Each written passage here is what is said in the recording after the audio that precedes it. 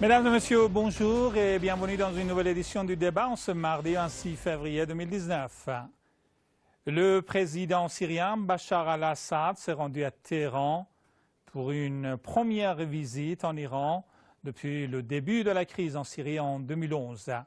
Il a rencontré le leader de la révolution islamique et son homologue Hassan Rouhani.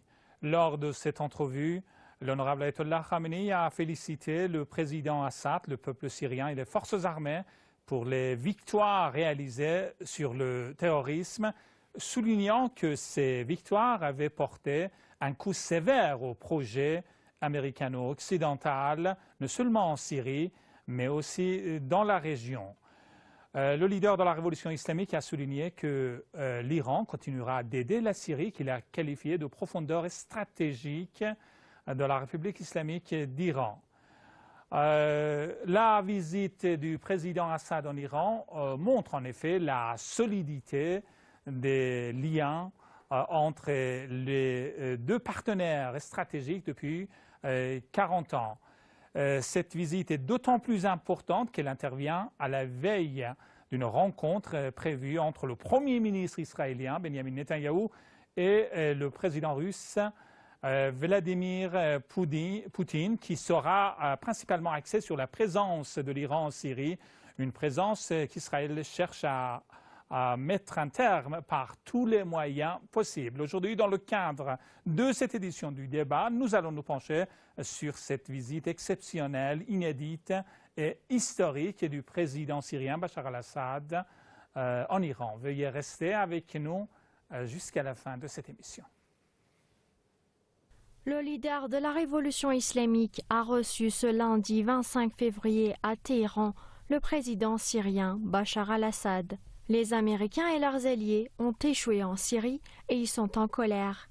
Attention donc à leur nouveau complot, a affirmé le leader de la révolution islamique lors de sa rencontre avec le président syrien. L'ayatollah Khamenei a affirmé: nous avons la conviction que soutenir la Syrie est l'équivalent de soutenir la résistance et nous sommes fiers d'avoir adopté une telle approche. La résistance du président et du peuple syrien et leur persévérance sur le chemin de la résistance est dans l'optique de l'ayatollah Khamenei, le secret même de la victoire de la Syrie qui a su faire échec aux Américains et à leurs alliés régionaux. Recevant ce lundi 25 février à Téhéran le président syrien Bachar al-Assad, le leader de la révolution islamique, l'ayatollah Seyyed Ali Khamenei, a aussi et surtout évoqué l'importance de veiller à ce que les Américains ne puissent tramer de nouveaux complots à l'avenir en Syrie. L'ayatollah Khamenei a souligné que pour la République islamique d'Iran, soutenir le gouvernement et le peuple syrien et soutenir l'axe de la résistance. Le leader a fait remarquer que la République islamique d'Iran est restée dès le début de la crise en Syrie aux côtés du gouvernement et du peuple syrien. Grâce à la résistance et à l'appui de son peuple, la Syrie a vaincu une grande coalition composée des États-Unis et de leurs alliés européens et régionaux, a rappelé le leader de la révolution islamique. La victoire de l'axe de la résistance en Syrie a provoqué la colère des Américains et pourrait même les conduire à planifier de nouvelles conspirations, a affirmé l'ayatollah Seyyed Ali Khamenei. À titre d'exemple, le leader a évoqué la zone tampon que les Américains cherchent à créer en Syrie.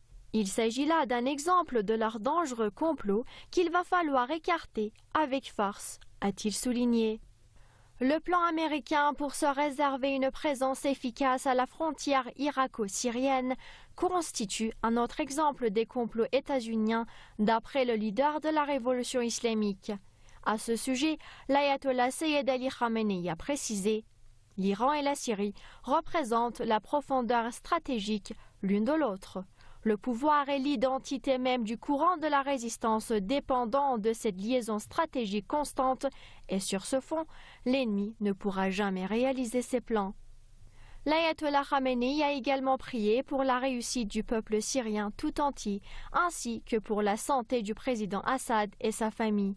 Pour sa part, le président syrien Bachar al-Assad a tenu à remercier l'appui inconditionnel de la République islamique d'Iran à son pays. Il a fait le rapprochement entre les 8 années de guerre imposées à la Syrie et les années de guerre imposées à l'Iran par l'ancien régime bassiste irakien et son allié US.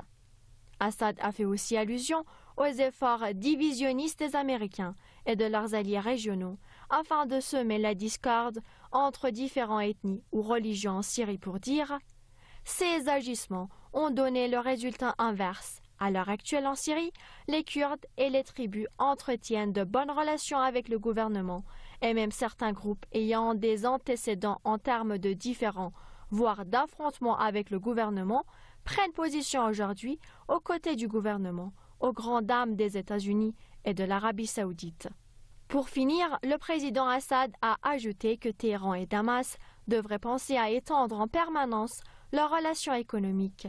Le renforcement des liens syro-iraniens serait certes un facteur important pouvant neutraliser les complots des ennemis des deux peuples syriens et iraniens.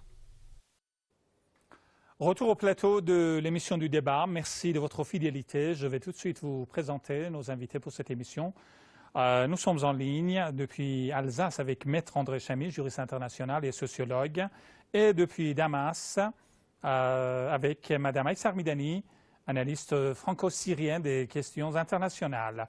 Je vous propose de rejoindre tout de suite à Damas Madame Midani. Madame Midani, bonjour et merci d'être en ligne avec nous. Bonjour, merci de m'avoir invité et bonjour à tous vos spectateurs.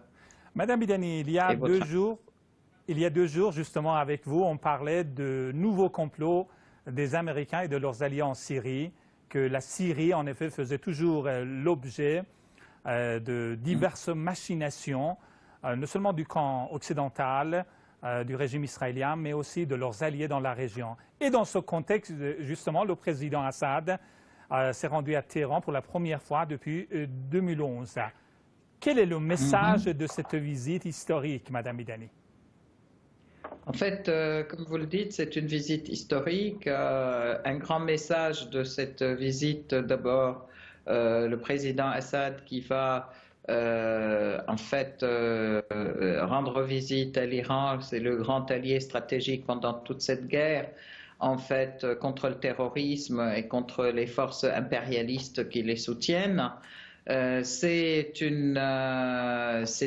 presque une déclaration, je dirais, de victoire et puis une félicitation de la victoire aussi de l'Iran pour avoir réussi pendant ces 40 ans depuis la Révolution à contrecarrer l'ensemble des blocus et puis à avoir réussi à se développer et à s'imposer sur la scène internationale et régionale comme un grand pays. Donc c'est aussi en fait une déclaration, je dirais, de la victoire commune, puisque c'est l'Iran a été aussi dans cette guerre ignoble, je peux dire, qui a été menée contre la Syrie par tous les pays impérialistes avec des terroristes interposés et bien entendu avec Israël qui est dans la région, mais aussi avec leurs alliés et leurs outils, je peux dire, de la région qui sont l'Arabie saoudite, les pays du Golfe qui n'ont pas cessé d'alimenter, de soutenir et d'entretenir et puis d'armer et aider les terroristes en Syrie. Bon, cette défaite du terrorisme en Syrie d'un côté, de l'autre côté la défaite, la mise en échec du plan de partitionnement de la Syrie, la mise en échec du plan américain qui est du nouveau, entre guillemets, nouveau Middle East, en fait, le nouveau Moyen-Orient. Tout ceci constitue une victoire éclatante de l'armée syrienne, du peuple syrien et de l'ensemble de l'axe de la résistance dans la région. Je n'oublie pas la résistance libanaise qui a été aussi d'une aide formidable dans cette guerre et dans cette résistance, mais aussi bien entendu l'Iran et l'armée syrienne, le peuple syrien et l'ensemble des forces alliées. en plus de l'allié russe, en fait, qui était là aussi en force aux côtés de la Syrie. Aujourd'hui, pendant cette phase, d'ailleurs, cette visite n'est pas fortuite aussi au moment où les Américains sont très mécontents de cette victoire de la Syrie. Ils ont mené une nouvelle phase de blocus, en fait, de sanctions. Ils appellent ça des sanctions, mais c'est du blocus économique, aussi bien à nouveau contre la Syrie, alors qu'elle était sous blocus depuis le début de la guerre. Depuis 2011 donc, et puis une nouvelle phase aussi de blocus contre l'Iran, donc ce qu'on appelle des sanctions, et puis contre la Russie.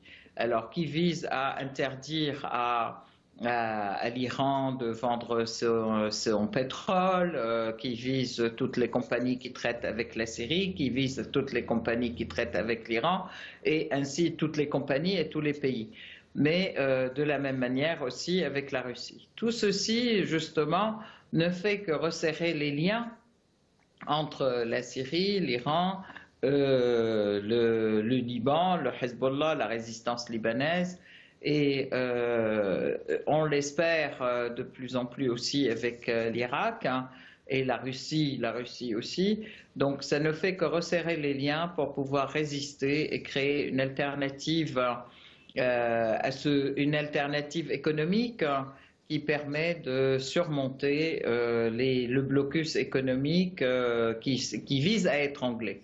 Et là, Merci. donc, on peut rappeler les victoires de l'Iran contre ce blocus, en fait, pour s'être développée. Alors, malgré 40 ans de blocus, quand même, elle a développé à la fois la recherche scientifique, le pays et l'ensemble du commerce et l'ensemble des relations économiques avec tout un tas d'autres pays. L'Iran est devenu une force, un grand pays incontournable dans la région et un grand pays incontournable dans le monde aussi.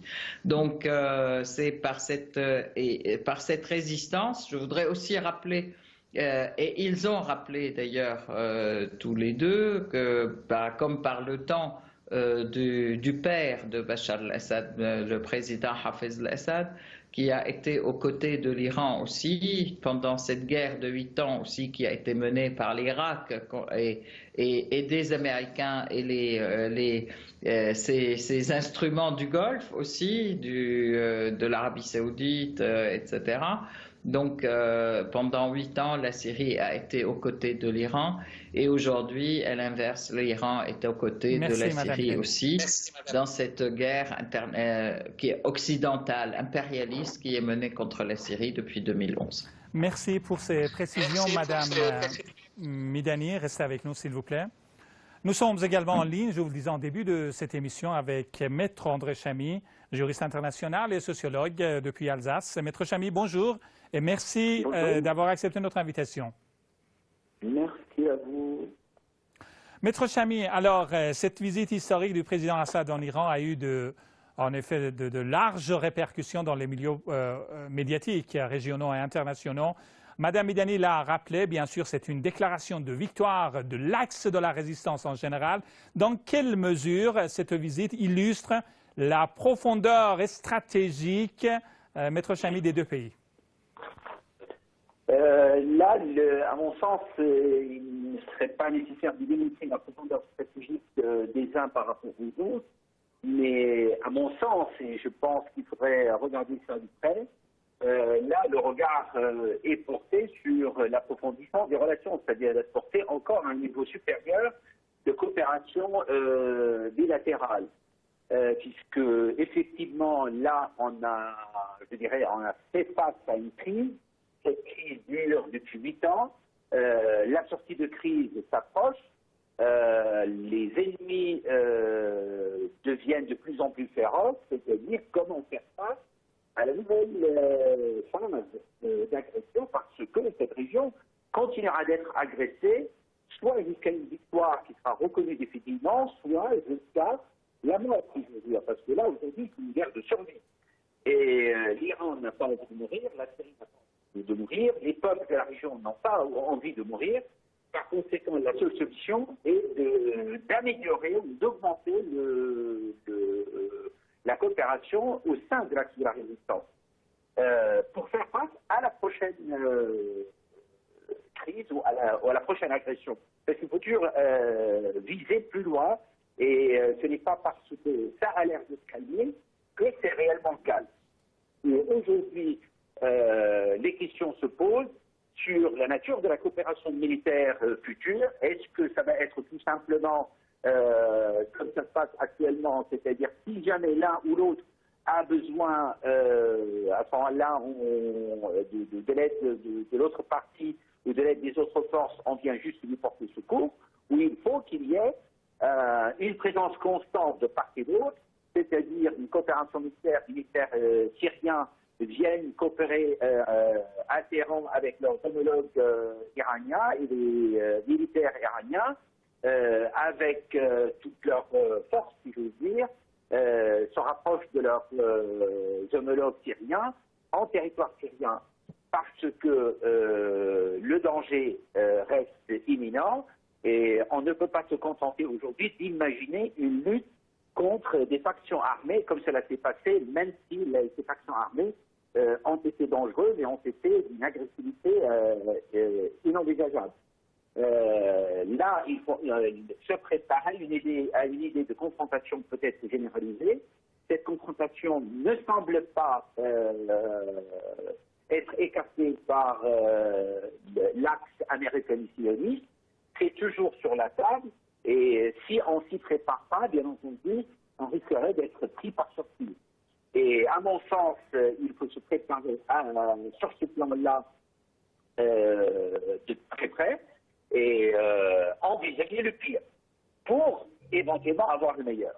Et en parallèle à ça, vous avez également, à mon sens, dans les prochains mois, une autre coopération qui doit se nouer avec l'axe de la résistance, c'est-à-dire au Liban et en Palestine, parce que cet axe-là deviendrait le premier front par rapport aux sionistes et en même temps le premier bassin pour faire face aux Américains.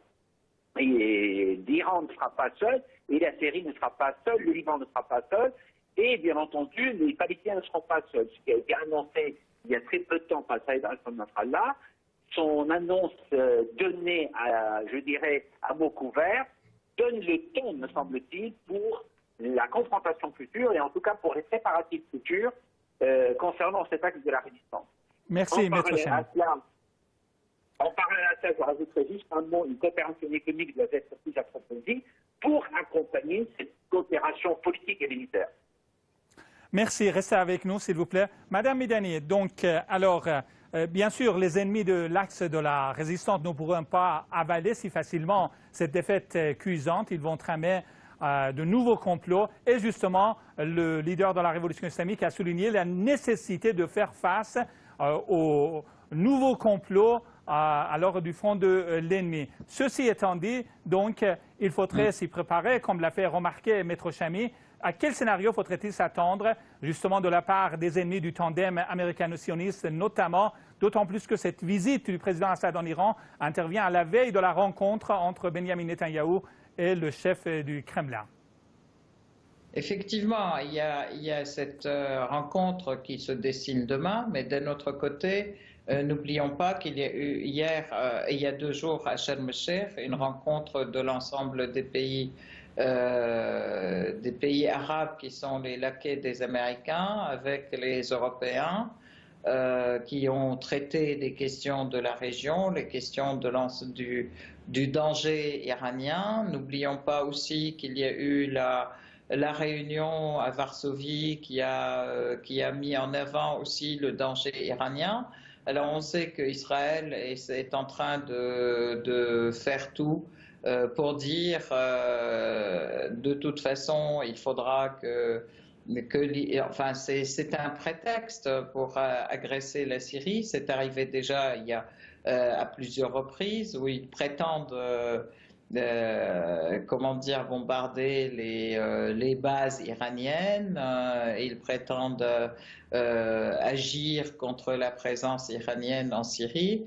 Et ils demandent, comme les Américains d'ailleurs, ils demandent aussi, ils essayent de négocier et d'échanger leur retrait de la Syrie face au retrait des forces qu'ils appellent les forces iraniennes, hein, ou de l'armée iranienne. En réalité, et d'ailleurs, si on voit le discours de ce qu'ils appellent, de ce qui s'appelle l'opposition syrienne, c'est-à-dire que c'est la branche politique des terroristes qui est complètement gérée par les États-Unis et par l'Occident, où ils disent de toute façon il y a une occupation iranienne de la Syrie n'est plus maître de son mot, de ses positions, etc. Donc en fait, ils font tout un tapage de faux, complètement faux et mensongers pour prétexter de la présence de consultants, de conseillers iraniens, mais qui ont été appelés par l'armée syrienne et dont la présence est tout à fait légitime, puisque ces forces iraniennes ont été appelées par le président syrien pour aider justement dans le cadre de l'axe de la résistance à lutter contre le terrorisme. Donc Israël prétexte de ça pour mobiliser les Américains et pour une agression contre la Syrie. Merci Madame Midani. C'est ce qu'ils préparent.